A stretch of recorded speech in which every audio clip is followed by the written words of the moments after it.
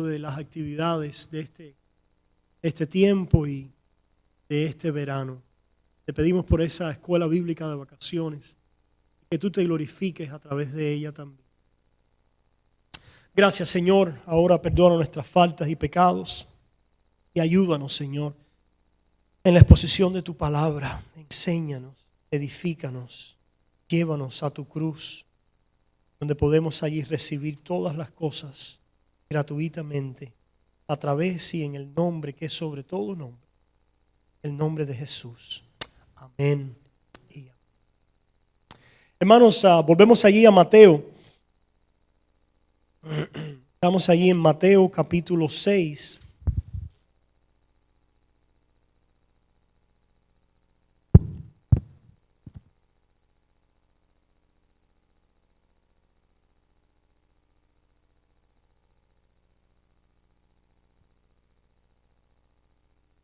Mateo 6, estamos mirando a esta oración que el Señor nos enseñara. Vamos una vez más a repetirlas todos juntos. Mateo 6 y comenzando en el 9 donde comienza la oración. Padre nuestro que estás en los cielos, santificado sea tu nombre. Venga tu reino, hágase tu voluntad, como en el cielo, así también en la tierra. El pan nuestro de cada día, dánoslo hoy, y perdónanos nuestras deudas, como también nosotros perdonamos a nuestros deudores. Y no nos metas en tentación, mas líbranos del mal. Porque tuyo es el reino y el poder y la gloria por todos los siglos. Amén. Hermanos, comenzamos la semana pasada a ver esta petición, esta frase de perdónanos nuestras deudas. Perdónanos nuestros pecados. Y si ustedes se fijan, esto es parte de la oración modelo. Si el Señor nos enseñó a orar así, quiere decir que cada vez que oremos, que vayamos a buscar a Dios en la oración a través de ella, este debe ser un componente y una expresión de nuestra oración, un sentimiento de nuestro corazón, de nuestra alma. El pedirle a Dios todos los días, en cada momento, perdona nuestros pecados. Ahora, decíamos la semana pasada que alguien puede decir, bueno, pastor, yo le digo al Señor que perdone mis pecados cuando yo cometa algún pecado, ¿verdad? Ciertamente, esto ha habido una vertiente bajo la sombrilla de la iglesia cristiana que ha creído que el pecado es solamente cuando nuestra voluntad accede a cometer o a hacer o a pensar alguna obra, acción pecaminosa. En otras palabras, nosotros hemos estado indoctrinados. Ciertamente, la Iglesia Católica Romana cree así, pero también un gran reporte de la Iglesia Evangélica cree así. ¿Qué cree? Que el pecado es una acción, un comportamiento. Por lo tanto, yo solo pido perdón por aquellos comportamientos pecaminosos, por aquellas acciones pecaminosas. Pero si en algún momento no veo una acción o un comportamiento pecaminoso, no tengo que pedir perdón, ciertamente. Valdría ese pensamiento, tuviera cabida bajo esa interpretación. Al menos alguien pudiera decir, bueno, no, pastor, es que ciertamente tenemos comportamientos y acciones pecaminosas todos los días. Y alguien pudiera decir, bueno, sí, es verdad. Entonces, cuando yo peque en un momento en el día, entonces yo vengo y le pido perdón a Dios. Pero la pregunta es, ¿será que nosotros en todo momento, No solamente los momentos que veamos nuestro comportamiento pecaminoso, que ciertamente ahí tenemos que pedir cómo perdona nuestros pecados. Pero será que no solo en esos momentos, sino en todo momento en nuestra vida de oración, nosotros tenemos que vivir en una constante petición de perdona nuestros pecados. Y la pregunta entonces es, ¿por qué? ¿Y cuál es el propósito que Dios persigue con esto? Vamos a ver por qué. Y la segunda pregunta está conectada con esa, pero más busca un propósito que hay en el perdón, ¿verdad? Y la primera respuesta tiene que ver con entender lo que es el pecado. Esto es tan importante, hermanos.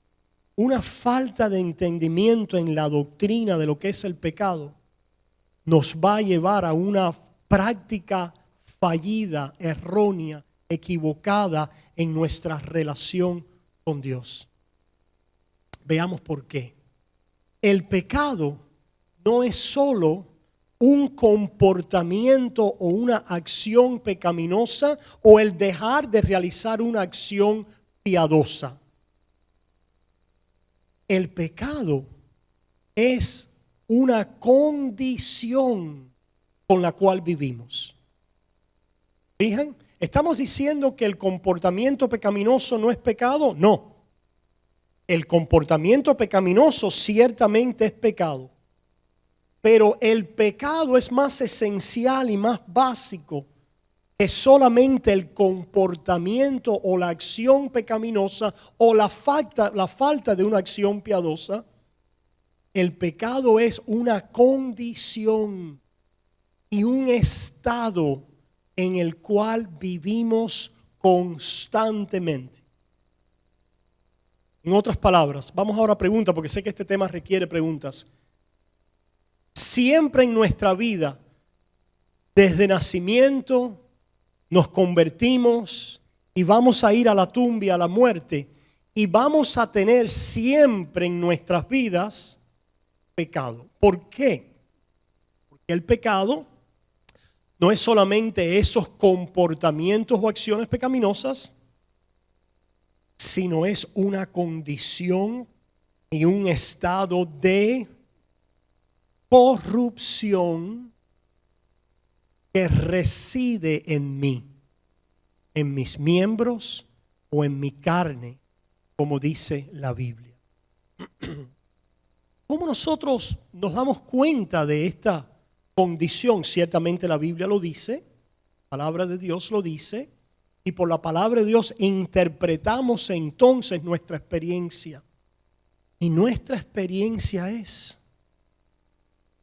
que hay en nuestras vidas no solamente acciones y comportamientos pecaminosos, sino deseos e inclinaciones al pecado.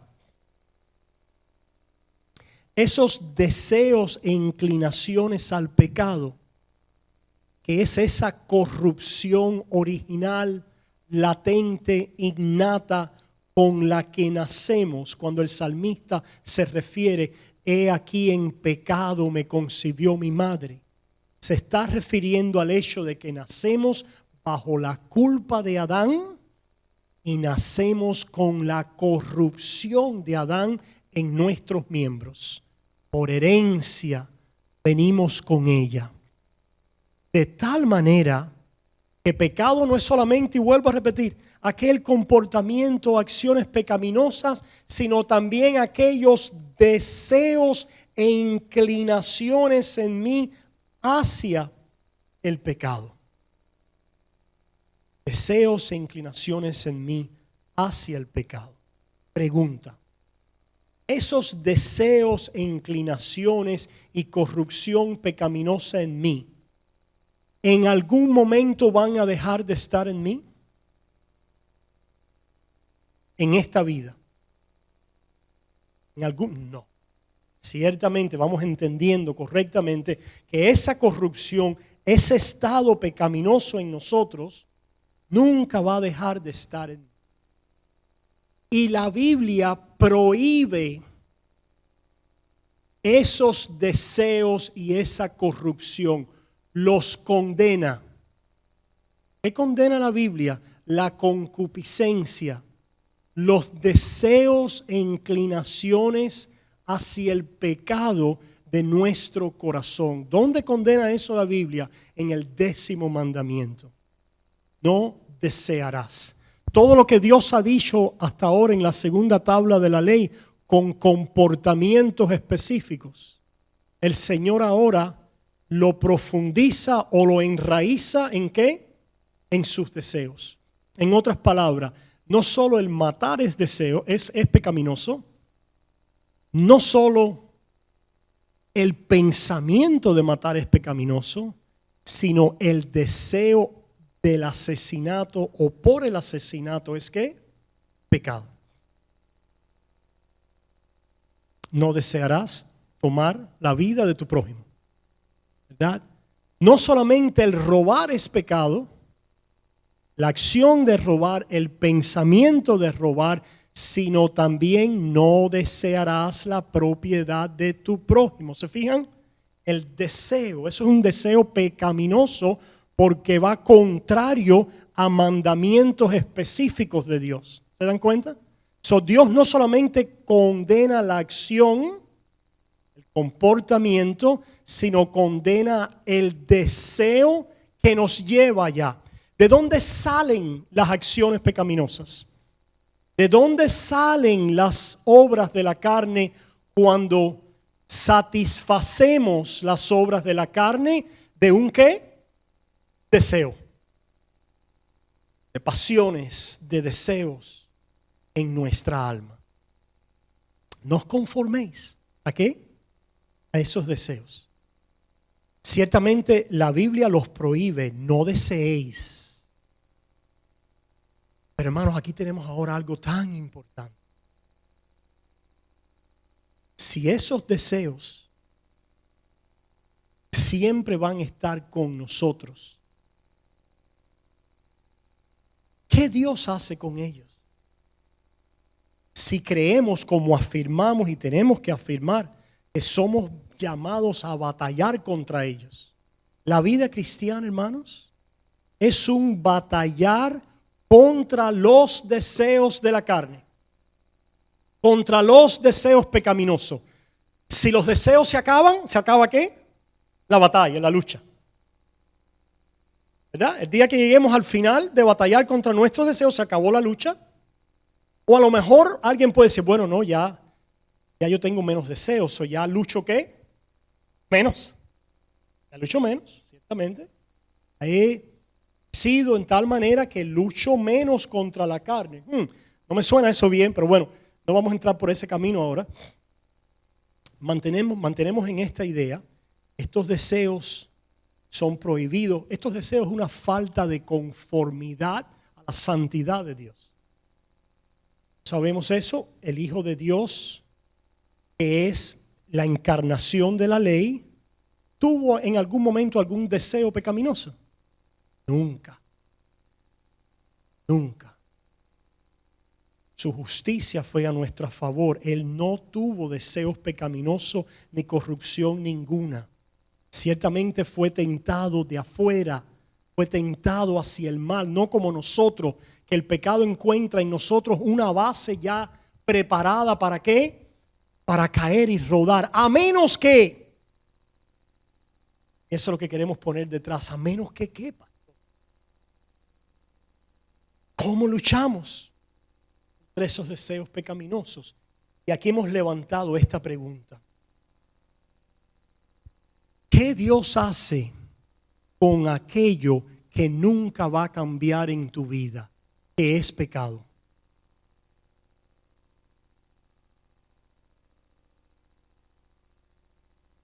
¿Y qué es lo que el Espíritu que está en nosotros, Dios, es decir, qué es lo que Dios hace? Si nosotros hemos llegado a las conclusiones siguientes: una, los deseos pecaminosos es pecado y son condenables. Dos, los deseos pecaminosos que es pecado y condenable siempre están con nosotros. Tres, es la pregunta ahora: qué Dios hace con ellos, porque ciertamente lo que queremos es que las obras de esa carne disminuyan, que las obras de esa carne no nos controlen, que las obras de esa carne estén bajo la influencia del Espíritu, ¿verdad? En otras palabras, y vamos a hacer un paréntesis, sigan empezando la pregunta. Nosotros vimos un cristianismo hoy. El reporte mayoritario de la iglesia evangélica acerca de la vida cristiana se enfoca en esto: cambio y transformación y sanidad. Vamos a añadir eso porque, es decir, dependiendo qué denominación o qué, hay estos tres énfasis. En algunas denominaciones, sanidad, sanidad, sanidad, sanidad, sanidad de emociones, sanidad de matrimonio, sanidad de finanza, sanidad de relaciones. Eso es toda una sanidad y una terapia desde principio a fin, porque Dios es el Dios que ¿qué? Que sana. Que sana. Estamos diciendo nosotros que Dios no puede sanar matrimonios, que Dios no puede venir a emociones dañadas y traer paz y ordenar vidas y hacer cambios y transformación. Claro que sí lo hace. Escúcheme, hermano. Dios sí lo hace.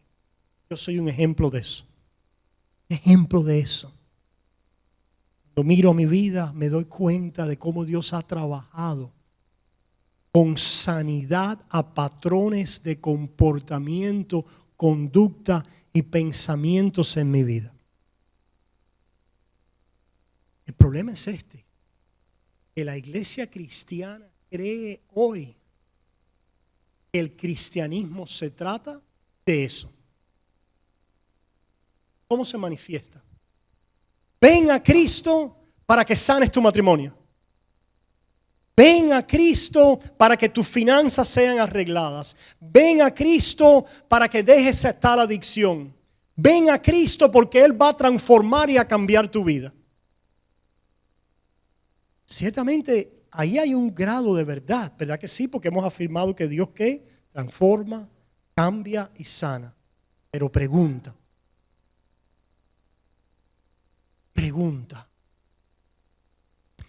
¿Puede una persona que su matrimonio se sane, que sus emociones del pasado dañadas sean balanceadas y corregidas, que deje una adicción de alcoholismo, de pornografía, que se convierta en un buen administrador de sus finanzas? ¿Puede una persona así irse para el infierno? Por supuesto que sí. Por supuesto que sí. El infierno va a estar lleno de personas ordenadas, balanceadas, morales, personas que dejaron hábitos dañinos, dejaron de hacer droga, de tomar alcohol, dejaron las mujeres, llenos de todo eso. ¿Qué es lo que le faltaba a esas personas? Cristo. Cristo. ¿Y Cristo en qué manera? Y ahora estoy dando más el clue a la respuesta de esa pregunta. ¿Qué le faltaba a esas personas? Cristo, ¿en qué manera? La pregunta otra vez. ¿Qué es lo que hace Dios con una condición que no puede ser cambiada, transformada y sanada hasta que te mueras y vayas a la presencia de Dios? ¿Qué es lo que Dios hace con esa condición y ese estado pecaminoso? Yes. ¿Y qué quiere decir eso? Lo perdona. Lo perdona. Lo cubre. ¿Se fijan? La esencia de la vida cristiana es que Dios, el pecado que nos separa de Él, lo perdona. Lo cubre. Provee satisfacción, propiciación para nuestros pecados. Y esa es la esencia de la vida y de la predicación cristiana. Porque si no, recibimos una iglesia llena de personas que por diversas razones se transforman. En alcohólicos anónimos se transforman. En narcóticos anónimos se transforman. Si vas a programas financieros, te conviertes en un buen administrador de finanzas. Si vas a un consejero matrimonial, a lo mejor te ayuda y te soluciona problemas en el matrimonio. Pero el problema del pecado que no puede ser cambiado ni quitado excepto por la sangre y la propiciación del Hijo. ¿Se fijan, hermanos? Vivimos en una época contemporánea hoy donde la iglesia evangélica está predicando un cristianismo terapéutico, sanativo, transformador, pero no está predicando a Cristo y a este crucificado. No está predicando aquello que es la esencia de nuestra fe cristiana.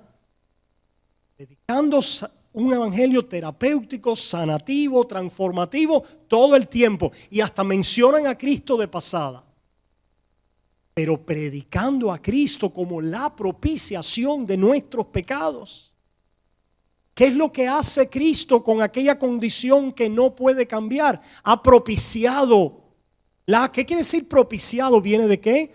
De la cobertura del propiciatorio. En otras palabras, ¿qué hace Cristo con esa condición? La cubre, la perdona, trae satisfacción por ella a tu favor. Por eso es que si ustedes se fijan en el Antiguo Testamento y en el Nuevo también, tenemos esta idea que se repite de una cobertura. Si no, hagan ustedes un estudio a través de y vean de cuántas diferentes maneras desde Génesis. Dios le quitó la cobertura a Adán y Eva. ¿Y qué hizo? Le puso coberturas nuevas. Pregunta, ¿transformó a Adán y Eva? De ahora te voy a transformar. Ciertamente Adán y Eva fueron progresivamente ¿qué? Transformados. Hermanos, no dejen de escuchar este mensaje. No estamos rechazando ¿qué? La transformación del creyente.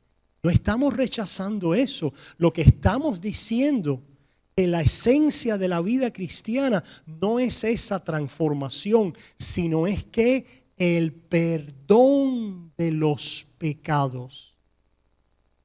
Cuando Dios cubre a Adán y Eva, cubre su estado corrupto en el cual ellos ahora habían caído. No se los quita. ¿Se los qué? Se los cubre. No le toca ahora con la mano y le dice ya no tienen este estado, sino hace propiciación, satisfacción por ello en el sacrificio de sangre. Los cubre sus pecados para poder ahora decir te reconcilio conmigo y eres mi hijo porque ya no veo tu pecado. Hermanos, esa es la esencia de la vida cristiana. El perdón de los pecados. Cuando la iglesia no está predicando como esencia y eje de la vida cristiana y del llamado a la fe, el perdón de los pecados, predicamos cualquier otra sanidad, transformación, terapia, etcétera, donde las almas se van a ir al infierno muy transformaditas. En comportamientos, en conductas, en rehabilitación, pero no son de qué, del espíritu. Ciertamente hay una transformación, cambio, o como la Biblia propiamente le dice, fruto del espíritu.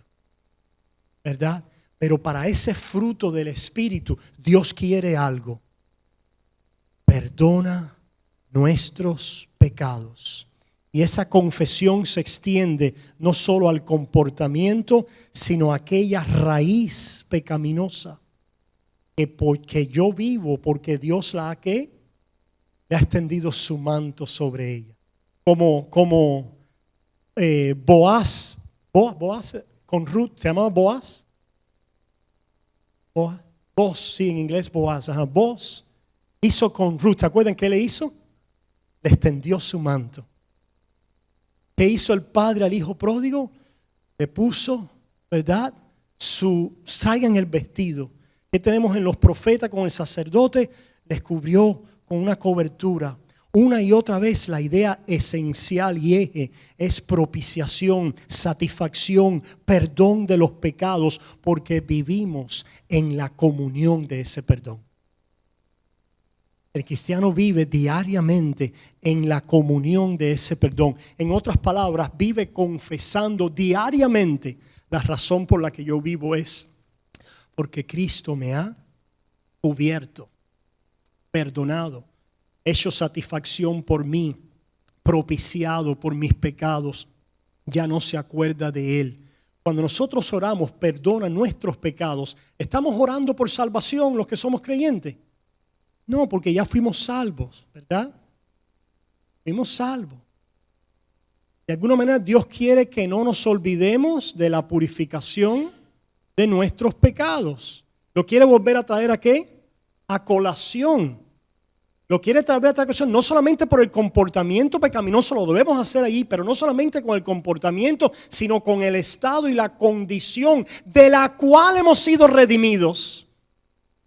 Y hemos sido redimidos de ese estado y de esa condición por la cobertura de propiciación, por el perdón de los pecados, por la justicia perfecta de Cristo, que es nuestra esperanza y lo que confesamos hoy en esperanza acerca del mañana.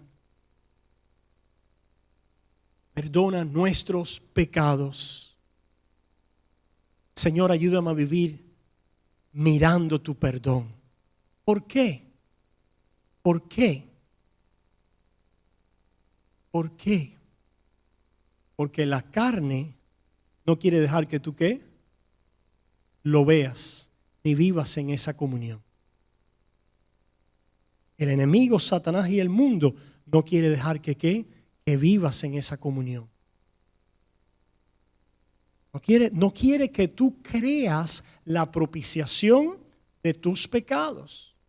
Quiere que tú la cuestiones, la pongas en tela de juicio, la rechaces, no la creas, la pongas en cuestionamiento cuando estés en problema, en dificultad, en tentación, en caída, en pecado, porque Él sabe que si la pones en tela de juicio y la rechazas, has caído en apostasía. Has echado a un lado y pisoteado la sangre de Cristo a tu favor. Que eso entonces lo que nos da la fuerza para luchar contra los deseos pecaminosos, la confesión y la comunión de la cobertura y propiciación de Cristo por nuestros pecados. No comienza así Primera de Juan.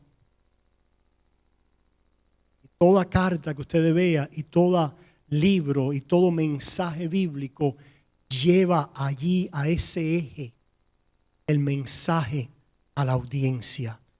Reconoce tu pecado bajo la ley. Mira de dónde fallas. Mira tus tentaciones. Mira tus fallos. Mira tu comportamiento malo y pecaminoso. Mira tu condición pecaminosa. Pero ahora en confesión, convicción, arrepentimiento y fe, mira a tu redención. No en balde, hermanos, el Señor nos dejó el sacramento de la mesa, ¿verdad? ¿Qué es lo que nos dice el Señor ahí?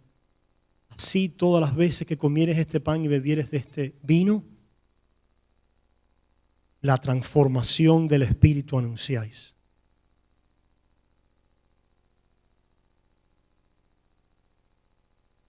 La cobertura en Cristo anunciáis. Perdón de los pecados. Nuestra comunión con Dios, que Dios lo tipifica en mesa, en relación, en comida, en bebida, etcétera, es la comunión en el perdón de los pecados a través del propiciatorio de su sacrificio.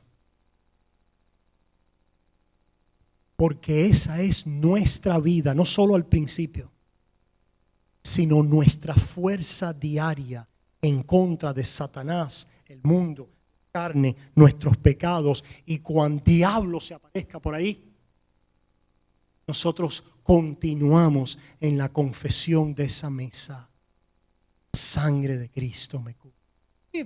Tienen razón los pentecostales, ¿verdad? Lo usan, lo sobreusan mal y lo malusan, ¿verdad? Pero ciertamente es la sangre de Cristo que me cubre. No es que me cubra ahora, me tiré sangre, que Dios me libre de este demonio que se salió por aquí. No, la sangre de Cristo me cubre y soy su hijo y soy un redimido y un hijo de Dios, porque veo que mi necesidad, mi ruina es mi pecado y mi condición, y mi única esperanza es el sacrificio del Hijo perfecto a mi favor. Mi única esperanza, mi confesión perpetua hasta el fin. Llegando hasta el fin, Pablo decía, no teniendo mi propia justicia que es por la ley, sino aquella justicia que es por la fe. Por la fe, la justicia de la cobertura, la justicia de la satisfacción a mi favor. Cuando nosotros vivimos en esa confesión, mirando a la cruz, confesando nuestros pecados diariamente, y en esa conciencia creciente de nuestro pecado, su santidad, de nuestra maldad, pero de su perfección, de su gracia, de su amor, de su virtud, de su misericordia, hermanos. El Señor nos transforma. El Señor nos transforma.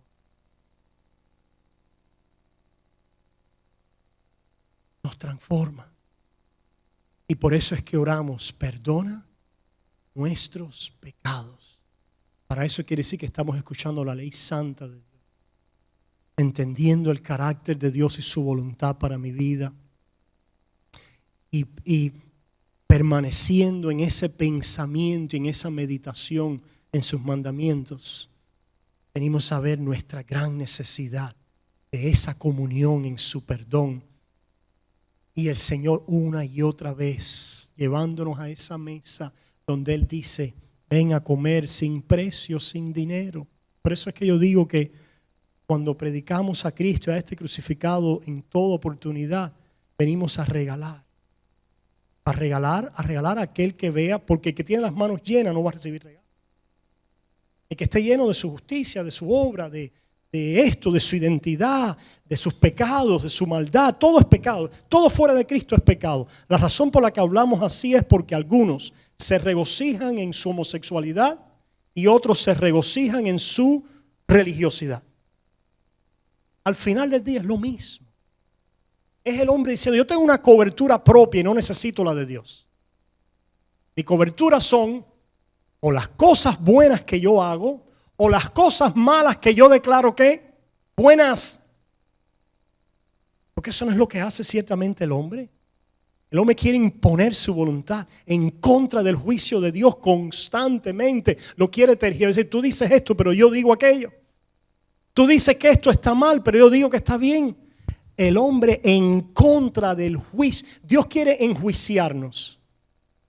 ¿Cuál es la esencia de la carne? Así como, ¿verdad? La esencia de la carne. La esencia, el espíritu que hace, nos enjuicia por su ley. ¿Para llevarnos a dónde? A nuestro pecado, a ver nuestro pecado y llevarnos a dónde? A la gracia de Dios en Cristo Jesús y su perdón, ¿verdad? A través de este juicio que recibimos. ¿Qué es lo que hace la carne contra ese juicio? Lo recibe, lo resiste, lo echa a un lado. Si yo no recibo tu juicio, es porque yo me auto justifico. ¿Se fijan? El no recibir, el recibir el juicio de Dios es el decir, condenado soy, maldito soy. Ciertamente lo que Dios dice que es verdad. Si ustedes se fijan, hermanos, aquellos que ven su condenación delante de Dios son salvos. Aquellos que no se ven condenados delante de Dios están condenados. Por eso es que David dice, mis hierros siempre delante de mí, pero no están delante de los ojos de Dios. Mis pecados están siempre delante de mí, pero no están delante de Dios. ¿Se dan cuenta? ¿Por qué? Porque ese es el hombre que ha recibido ¿qué? juicio de Dios, se ha sometido a la ley santa y perfecta de Dios. De ese sometimiento que solo puede ser por la fe, porque aquí nadie se somete a la ley de Dios por sus obras, porque el 10º mandamiento te rompe todas las llantas. Cuando quieres caminar por la obediencia de la ley, caminas con las llantas rotas y no te das cuenta. Porque el 10º mandamiento te poncha todas las llantas, te saca el aire acondicionado, te desarticula, te mata, te condena. La única forma de someterse y de establecer la ley es por la fe. Cuando recibimos ese juicio y lo afirmamos delante de Dios y morimos delante de Él, he aquí por la ley yo soy ¿qué? Muerto a la ley. Porque Él murió por mí. Quiere decir que rechazamos la ley, que estamos sin ley, que no queremos. No, y 1000 veces no. No. El Señor hace su obra por su Espíritu. Viene entonces de tal manera, por la gracia de Dios, porque Él nos revela su ley, y no es que lo haga de una manera compartmentalized, ¿cómo se dice? Es decir, ok, un día te di la ley y después te voy. No, el Señor tiene el mensaje del Evangelio, que es un todo, ¿verdad? Donde ciertamente nos convence de pecados por la predicación de su ley, pero ciertamente ahí está también actuando el mensaje de ¿qué? De su gracia en Cristo Jesús, que murió bajo esa ley para justificarte de tus pecados. En otras palabras, Dios dice, ríndete ya, no te sigas autojustificando delante de mí, recibe mi juicio, cae muerto sobre mi juicio, porque el que cae, cae sobre una roca eterna, donde es levantado. El alma que se humillare, ¿será qué? Pero esa humillación, hermanos, es simplemente, ¿quién es el hombre humilde? Yo recíbeme porque yo soy humilde. No me puedes recibir, Señor, porque no soy humilde. Ahí está el hombre humilde. ¿Se dan cuenta, hermanos? La confesión de nuestra muerte, confesando lo que Dios dice. Tú eres santo y justo y perfecto, y yo soy pecador, malvado y perdido. Ten misericordia de mí. Dice, perdonado, te recibo. En Cristo ahí está mi gracia para levantarte hoy, mañana y pasado, para estar siempre a tu favor y no en contra tuya. A través de esa fe, a través de ese arrepentimiento que sigues recibiendo diariamente el juicio de Dios. Esa es la cosa del creyente. No solamente en aquel momento fue enjuiciado, por eso es que tenemos que predicar la ley también. Que predicando la ley de Dios recibimos los juicios de Dios. Confesamos que Dios es verdadero y yo soy ¿qué? Mentiroso. Sea Dios veraz y todo hombre mentiroso. Y la única forma de no ser mentiroso es confesar que soy un mentiroso. Pecador. Alguien que quiere esconder el juicio de Dios y rechazarlo. Que mi carne diariamente se revela contra ese juicio, contra esa penetrante mirada santa de Dios a mi corazón, como vamos a ver después allí en Hebreos capítulo 4. Todo está descubierto delante de ¿qué? Delante de tus ojos, delante de aquel de quien de que un día vamos a dar cuenta. El cristiano en crecimiento más y más recibe el enjuiciamiento de la palabra de Dios en convicción de pecado y en confesión del perdón de Dios y su justicia en Cristo y santidad a mi favor. Por eso oramos, perdona nuestros pecados. Perdona nuestros pecados. ¿Qué sucede entonces, hermano? Fíjense que, para continuar profundizando en esta frase, en la que sigue, que dice, perdona nuestros pecados como nosotros perdonamos a los que nos ofenden. Perdona nuestras deudas, así como nosotros perdonamos a nuestros deudores. Ustedes se fijan que la oración dice, perdona nuestros pecados. No dice, perdona mis pecados. La oración está todo ¿en qué? En plural, en un colectivo. Y cuando llegué a esta frase me sobrecogió esta idea de una manera profunda. Ciertamente cuando yo pido perdón por mí, que lo debo pedir no solo para mí, sino como perdona nuestros pecados. Yo estoy diciendo, yo confieso al Dios que perdona pecados, pero no son los míos, sino los de los que me rodean. Yo creo y confieso y creo en el Dios que perdona nuestros pecados. Y como tú perdonas nuestros pecados, los pecados de pecadores de tu pueblo que somos pecadores, ahí estoy yo por la fe, perdona mis pecados. De ahí sale, ¿verdad? Pero es una idea de que es el Dios perdonador. El Dios, en otras palabras, no cabe el decir, Dios mío, perdona mis pecados, pero destrúyelo a él. Señor, perdona mis pecados, pero a ellos, a ellos condénalos. Perdóname a mí, pero a ellos no. ¿Sabe eso?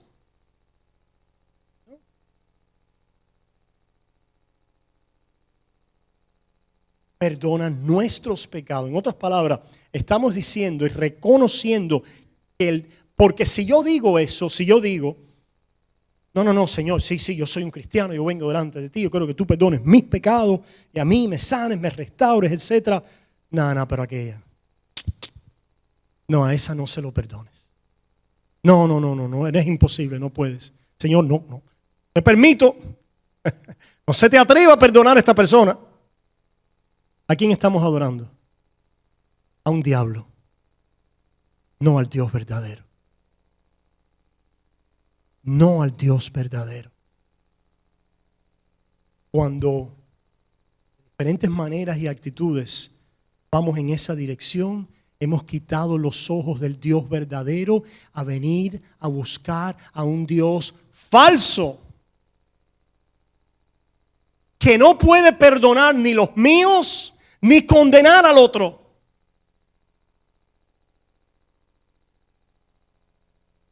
Por lo tanto, solamente adoramos al Dios verdadero cuando reconocemos al Dios que perdona mis pecados, pero que también tiene perdón para mi peor enemigo. Para mi peor enemigo. Y por muy difícil que me sea para mí reconocerlo, aceptarlo y pedirlo, soy forzado a orar. Perdona nuestros pecados. En otras palabras, Dios trae una vez más a mis ojos su juicio y nos dice, en juicio una vez más, yo soy el Dios que perdona pecados tuyos y de tus enemigos. ¿Los reconoces? ¿Los reconoces? ¿Me quieres como el Dios perdonador tuyo y de enemigos? Eso es lo que Cristo reconoció en la cruz, Padre. Perdónanos. Él sabía que el Dios al que servía era el Dios ¿qué? Perdonador. De nosotros. No, ese Jesús, ese que hizo Esteban, perdónalos. Él sabía que el Dios que servía era el Dios perdonador. ¿Qué no hizo Jonás? No, para allá no voy. No me voy a ir para allá. ¿Por qué? Porque sé que Dios es ¿qué? Perdonador. De un pueblo tan duro como los asirios. Malvados, ruines, crueles. No voy allá porque me huelo que tienes intención de ¿qué? De perdonarlos. ¿Se fijan, hermano? ¿Se fijan cómo cuando nosotros no vivimos en la conca, ahí es donde empieza como todo fruto del Espíritu? Primero siempre confiesa, siempre empieza por la raíz de la fe. Alguien decía que ciertamente la raíz de toda santidad es ¿qué? Fe. J.C. Ryle lo decía ciertamente con mucha veracidad si le prestáramos más atención a esa verdad. ¿Verdad? Y pudiéramos meditar un poco más en la raíz de esa fe, ¿verdad? Cuando nosotros rechazamos el juicio de Dios que se revela a nosotros como el Dios perdonador mío, pero perdonador también de ¿qué? De mis enemigos. Rechazo yo la misma fe por la cual vivo.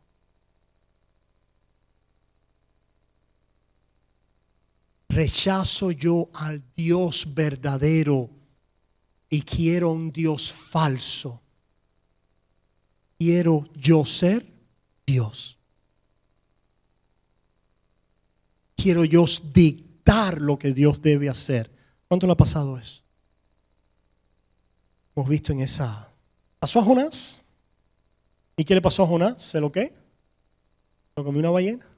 ¿Qué necesitaba Jonás? Muerte y resurrección. Señal no le será dada sino la señal de ¿qué? De Jonás, que estuvo 3 días en el vientre de una ballena. La señal, fariseos, es que yo soy el Dios perdonador de pecadores.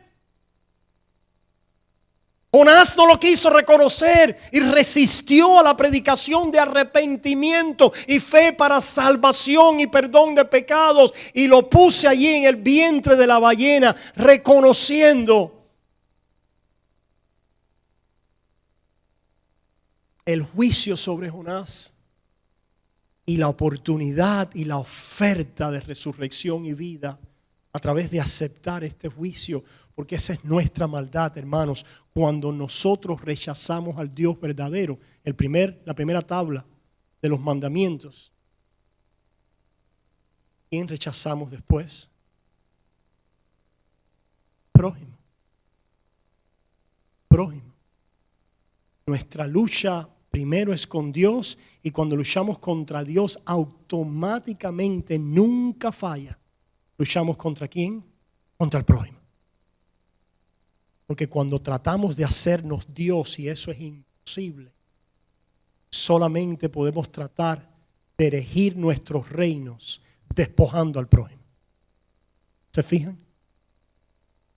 Como yo no soy Dios, no poseo, no soy el Dios que lo tiene todo, pero quiero ser Dios, te tengo que quitar a ti, tu casa, tu mujer, tu propiedad, tu reputación, tu posición, etcétera, etcétera, etcétera, para ver si yo logro ser Dios. ¿Se fijan? Y la falta de perdón y el no confesar eso como pecado y aceptar el juicio de Dios para que Dios obre en nosotros. El perdón no es algo que yo puedo decidir hacer. Eso es que creo que esto es falso, decide hacer tal cosa. No, tú no decides nada.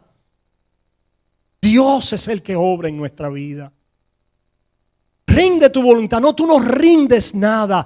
Dios es el que la conquista. Comprométete a hacer tal cosa. No, tu compromiso, sales allí y patinas y se fue tu compromiso. Si alguien te pita allí en la esquina. Dios es el que obra en ti el querer y el hacer, y lo obra en ti a través de la comunión de su perdón. Dios perdonador establece en ti su juicio santo y perfecto, y establece después en ti la conciencia de perdón que viene del Dios perdonador y santo, y la conciencia de santidad reclamado como su hijo reconciliado. Eso me ayuda a luchar contra mi propio reino y mi propio endioseamiento, y el Señor obra para dar frutos, para yo no tener que aniquilarte a ti, que fajarme contigo, que destruirte, que minimizarte, que pisotearte, porque estoy seguro, mi Señor, en su perdón lo tengo todo, en su justicia lo tengo todo. Él me ha declarado que en Él lo tengo todo. ¿Por qué luchar? Que luchen los que quieran alcanzar. Ya yo alcancé todo. Ahora tengo que luchar contra aquellas ideas y pensamientos que me quieren hacer pensar que yo puedo luchar, lograr y alcanzar. Es una lucha, no nos malinterpreten, es una lucha, es una pelea, es la buena batalla de la fe. Buena batalla de la fe. Es pararnos allí donde Dios nos ha puesto en Cristo Jesús y mantener nuestros ojos en Él y mantenernos comiendo de Él por los medios de gracia, donde Él nos enseña una y otra vez y nos lleva a través de su ley a ver su santidad, su voluntad perfecta, lo que debemos hacer, nuestra guía de regla, de práctica y todo uso que la ley pueda tener. Y entonces nos lleva a ¿qué? Tiene que llevarnos, hermano. Menos que tengamos una opinión distorsionada de la ley del pecado, nos lleva entonces a la confesión de pecado, de condición, de corrupción, de esperanza en Cristo Jesús, a través del cual yo soy reclamado como su hijo. Y de esa manera somos transformados para perdonar. Y esto es un proceso, hermano. Confíen en el Señor. Oremos por aquellos que están lidiando por tratar de perdonar a. Sabemos que es un fruto que Dios puede dar en nuestras vidas. Cuán difícil tiene que haber sido para esas personas que fueron enjuiciadas, maltratadas, asesinadas por aquellos oficiales nazis en aquellos campos de concentración, ahí con sus, imagínense, ¿no? Con sus hijos, con familias enteras allí. Y que usted sobreviva solo y que a toda su familia, aquel verdugo, los haya llamado por su nombre una y otra vez para llevarlo a aquel calvario, a aquella muerte. Cuántas vicisitudes y calamidades y ultrajos. Y que una persona pueda perdonar a alguien así.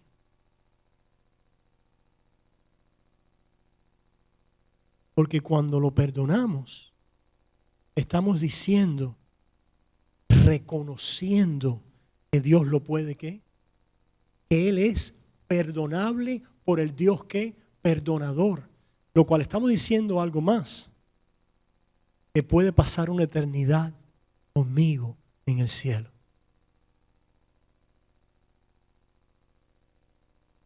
¿Verdad?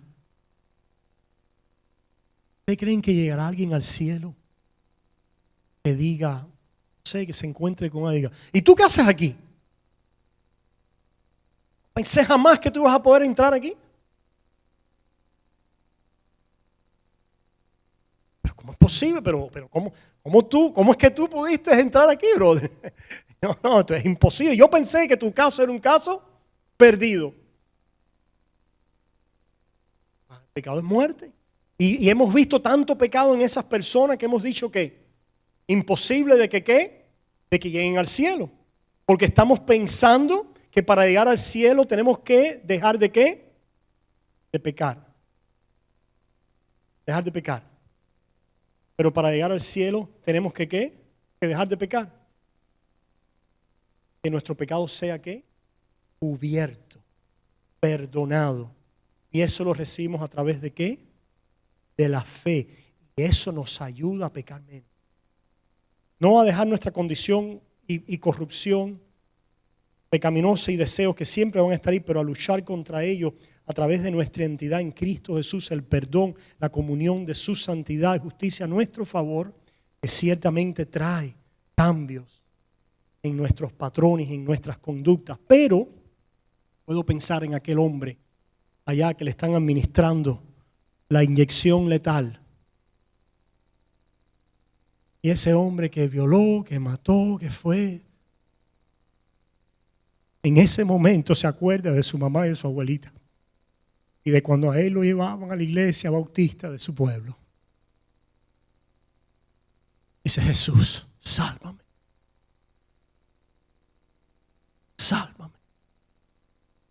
eso no es posible. No conoces el Evangelio. No conoces el Evangelio. Ni te conoces a ti mismo. Porque ese hombre está en ti. Alguien me decía, pastor, apretaste el domingo pasado cuando hablaste de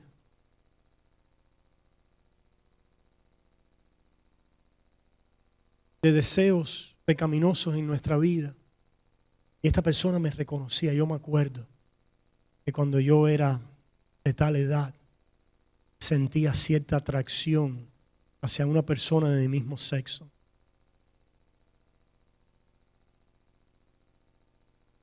Pues pasó. Ese pecado, ¿quién lo cubrió? Cristo. Está cubierto por Él.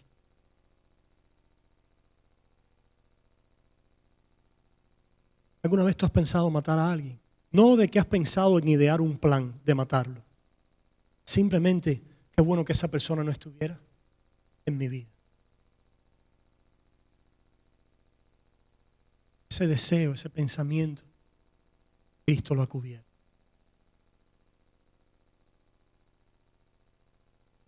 Y por ahí, hermanos, espero que usted solamente pueda ver lo que Cristo ha cubierto en tu vida. Porque Él ciertamente tiene formas de, a través de nuestra vida, enseñarnos. Nos enseña más y más su santidad. Nos enseña más y más nuestra corrupción, la cual confesamos. No es que queramos confesar que hay un monstruo por el mero hecho de soy un monstruo. Es porque es la verdad. Punto. Y es porque a través de la confesión venimos a creer y a afirmar aquel que es inocente. Por mi favor. A mi favor. A tu favor. Él no tuvo y no cargó una naturaleza pecaminosa por ti y para ti, porque tal sacerdote era necesario para nuestra vida, para ser cubiertos en Él. Y de esa manera orar, perdónanos nuestras deudas, como también nosotros perdonamos a nuestros deudores. Estamos diciendo ahí que ya lo hemos hecho. Estamos al menos confesando su verdad y poniéndonos bajo su juicio, confesándonos que esta es la justicia de Dios, la cual yo recibo, a la cual yo me someto, con la cual he sido cubierto y la cual ahora imploro de Dios. Ayúdame a perdonar. Ayúdame a dejar de adulterar, Señor, yo no puedo. Señor, ayúdame a no actuar sobre estos deseos. Ayúdame, Señor, te necesito por la sangre de ti. Ayúdame, Señor. Padre mío, Padre amante. El Señor tiene forma, su palabra, de hablarnos una y otra promesa y otra promesa y otra promesa y otra promesa. Están basadas en todo lo gratuito que tenemos en Cristo, que a través de ello Dios hace en nuestras vidas. Por eso es, hermanos, para ya terminar en esta noche, que allá en Lucas 7, lo leímos la vez pasada, ¿verdad? Lo leímos, ¿se acuerdan? Okay. Leímos la vez pasada en Lucas 7 esta historia extraordinaria de aquella mujer pecadora que entró y fue a los pies de Jesús en casa de este fariseo. Y ella besó los pies de Jesús, lo abrazó, lo enjugó con sus lágrimas, lo limpió con su cabello, amó, adoró a Jesús. Y el fariseo, ¿qué hizo? No hizo nada. Y enjuició a quién? A la mujer pecadora. Ciertamente se cumple aquello de que aquellos que se justifican a sí mismos y menosprecian a los demás. Esas son las características de los no justificados. Se justifican a sí mismos y menosprecian a los demás. Esa es la falta de santidad, porque no tienen la raíz de la fe. No hay santidad porque no hay fe. Busca tu santidad para que te... No, busca a Cristo, que es tu santidad. y la fe producirá vida de santidad. Ciertamente el Señor entonces le dice a este fariseo,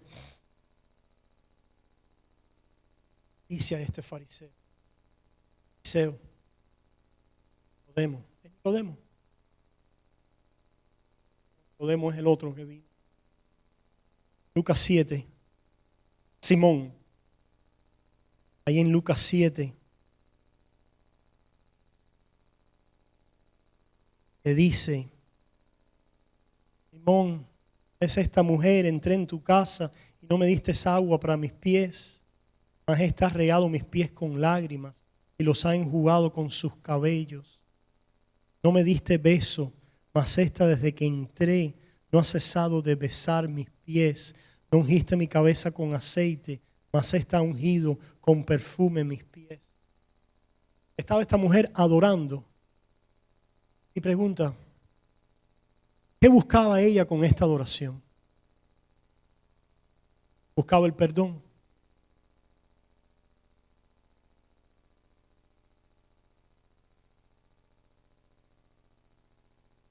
¿Qué bendición buscaba ella haciendo estas cosas?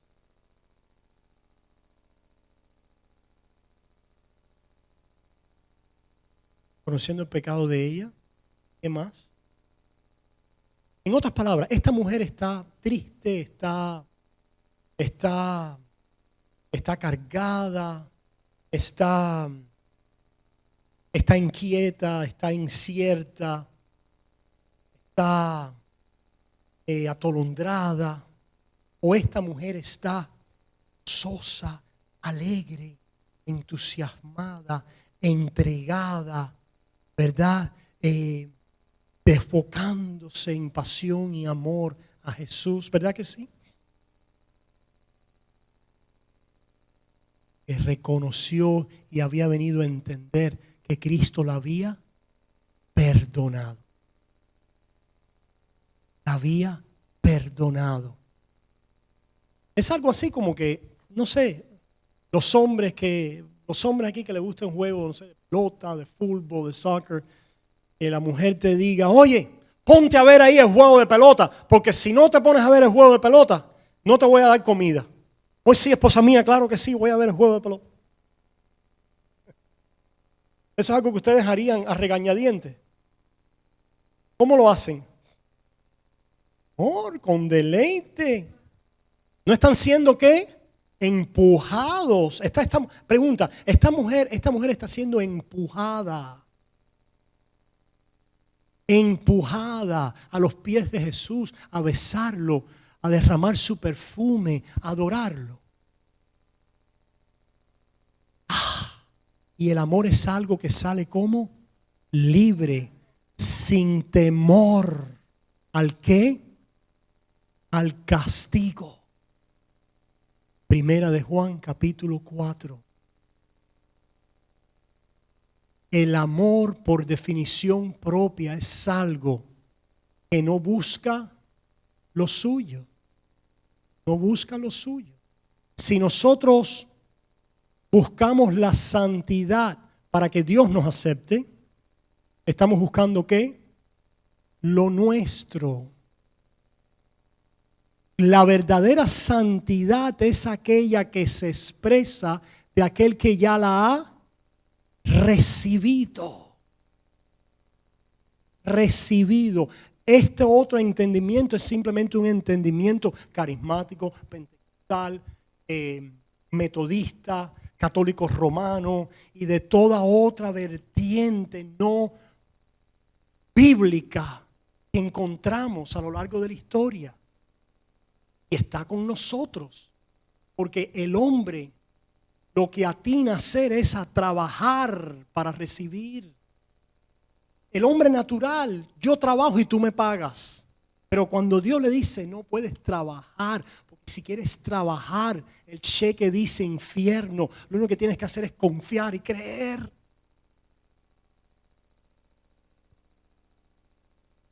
Claro, ese es el punto. Ese es el punto. Ese es el punto, hermanos, que la verdadera santidad, la verdadera justicia, las verdaderas obras del Espíritu son hechas por un corazón alegre. ¿De dónde viene el corazón alegre? Del perdón, del regalo de Dios, de la misericordia de Dios recibida. Los frutos de santidad nunca pueden ser condición de aceptación final de Dios. Cada vez que hablamos en alguna manera y los ponemos así, hay diferentes maneras de hablar que terminan así. Estamos en realidad paralizando el verdadero camino del Espíritu y el verdadero camino de crecimiento, hermanos.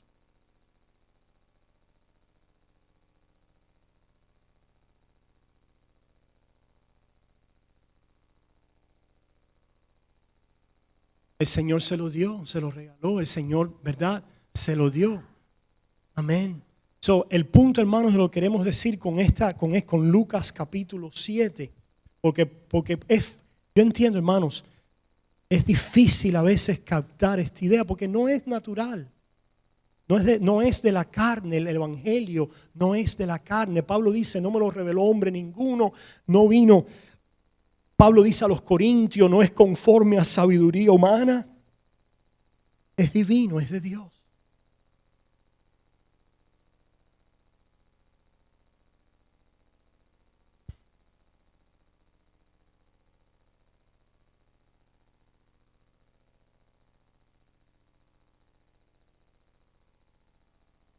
Eso es 2 Corintios 3, allí al final, ¿verdad?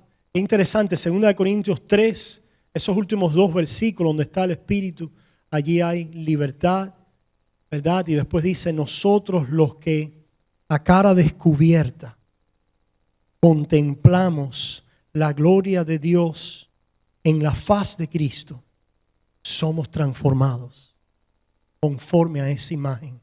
Si se fijan, nosotros los que a cara descubierta, el velo ha sido quitado para ver el juicio de Dios a través de la ley y ver la gracia de Dios, Cristo cumpliéndola a mi favor.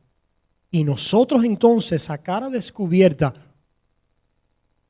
obrando, ¿qué dice? Contemplando, mirando.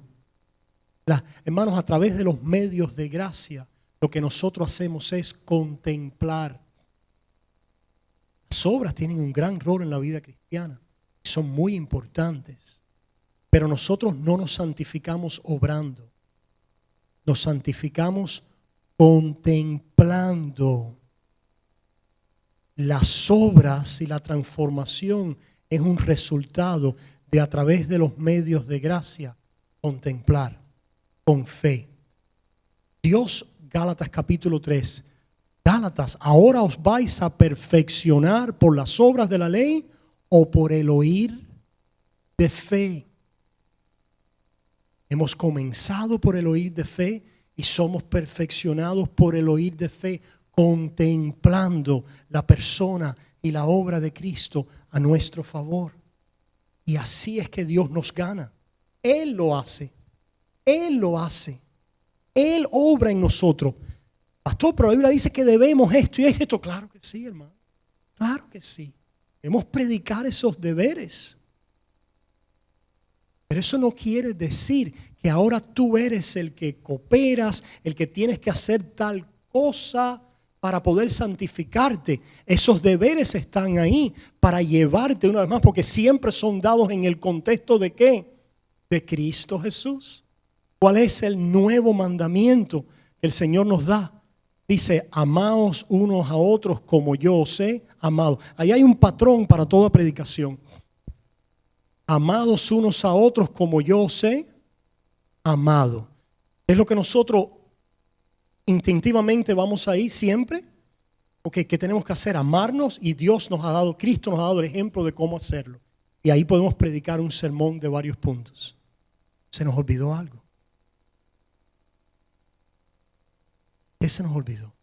Como Él nos ha amado. No, pastor, está ahí. Amad como Él nos amó. No, no, pero ese no es el punto. El punto es que tienes que predicar ese amor. El punto es que ese como Él nos ha amado es predicable. Demanda ser predicado porque es Cristo crucificado por nosotros. Demanda ser predicado, grita ser predicado, necesita ser predicado.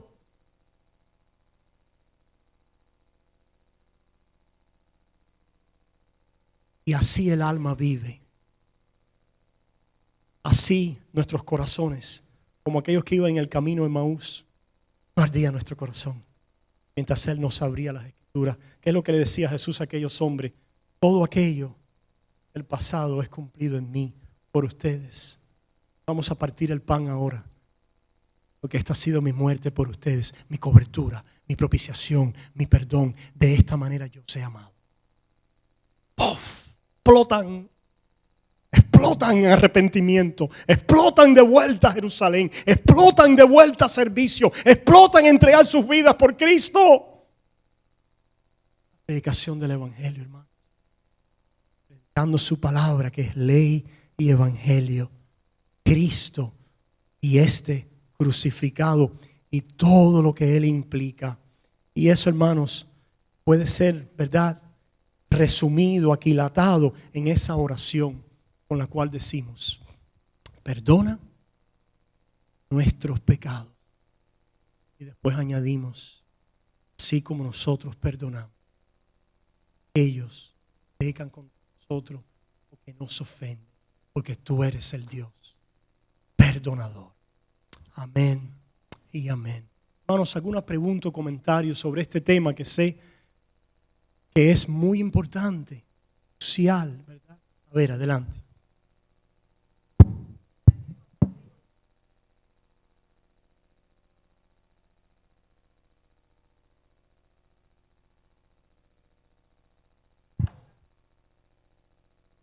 Irlo.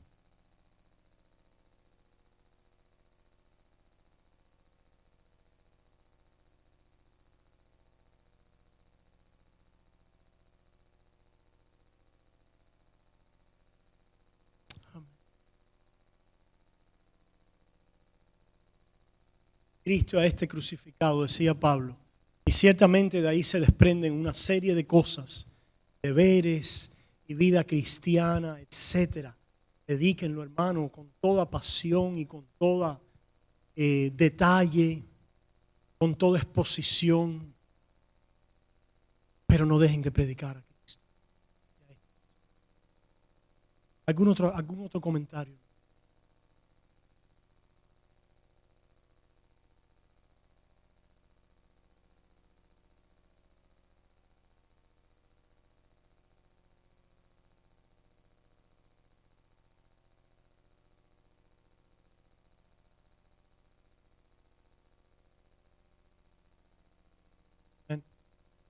Sálvame que perezco, así dijo Pedro, ¿no?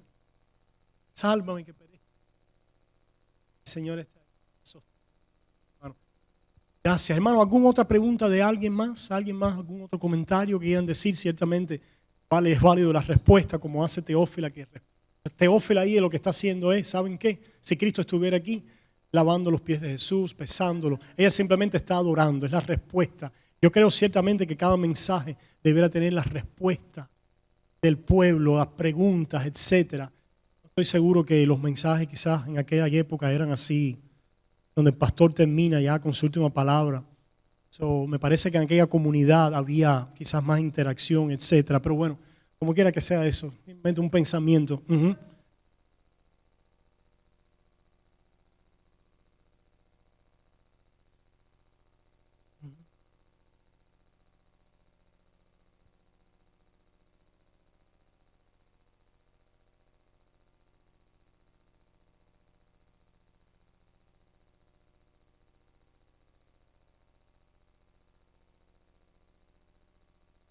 Yo lo sé, María.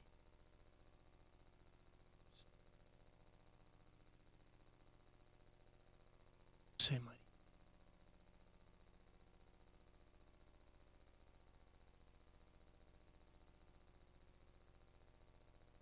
Tú sabes que está mal. Ujú.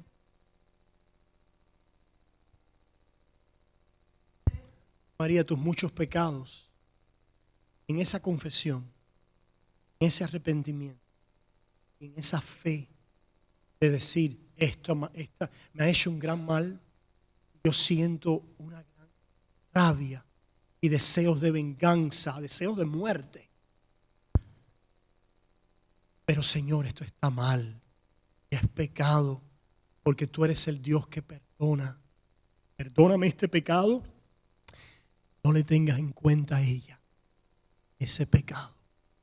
Esa es la fe y el arrepentimiento, porque establece al Dios de perdón en nuestras vidas, ciertamente al Dios verdadero. Y en esa fe y en esa confesión, el Señor dice, tus muchos pecados te son perdonados. Ve y perdona.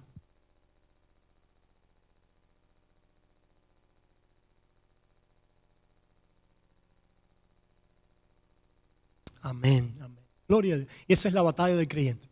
El que no lo tiene con el perdón, lo tiene con otra cosa y con otra cosa. Y siempre estamos batallando, como dice Pedro, batallad contra aquellos deseos, como dice el pastor, contra aquellos deseos luchad contra aquellos deseos que batallan contra vuestras almas. Eso es una batalla de un deseo en nuestras almas y es en contra de nuestra alma. En contra porque al final del día lo que es sugerido detrás de ese deseo es no creas en el Dios verdadero. No creas, no confíes en Dios, ¿verdad? Al final del día en todo pecado la raíz es incredulidad. Por eso, hermanos, y el tiempo se nos acaba. Yo pudiera estar aquí toda la noche, ¿verdad? Pero ustedes tienen que trabajar mañana, etcétera, ¿verdad? Pero hermanos, el gran peligro del pecado, he estado meditando, no es que el pecado te lleve para el infierno, es que el continuo pecado en tu vida sin arrepentimiento te lleve a manifestar un corazón de incredulidad. Porque ciertamente en aquellos que no tienen fe, el pecado va a regir, gobernar y colmar sus vidas. No hay una lucha en contra de esos deseos a través de la fe. ¿Se dan cuenta, hermano? Mientras que el creyente, por muy bebito, por muy inmaduro, por muy carnal, hay en él esa declaración de María, esa lucha de María. Y al final del día, María, ese perdón es el que va a traer gozo a tu corazón y te va a liberar de raíces de amargura, de dolores que aprisionan tu alma y de esa persona que te ha hecho daño. Porque ciertamente cuando no perdonamos, estamos atrapados ¿a quién? A esa persona. ¿No se han fijado, hermanos? Cuando usted tiene algo contra alguien, le sale en cuando estás manejando, te sale cuando estás en el trabajo, te sale cuando estás durmiendo, te sale hasta en la sopa, te sale en el matrimonio, te sale cuando estás con los niños, te sale cuando estás en el gimnasio. No te deja. Y es porque tú no la has dejado a ella o a él. Estás atada a ella. ¿Te fijas, hermanos? ¿Dios quiere que tú vivas así? No, quiere. Dios quiere darte la dicha y el gozo del perdón y la liberación que hay a través de él. Terminamos, hermanos. ¿Alguna otra acción? Entonces vamos a orar.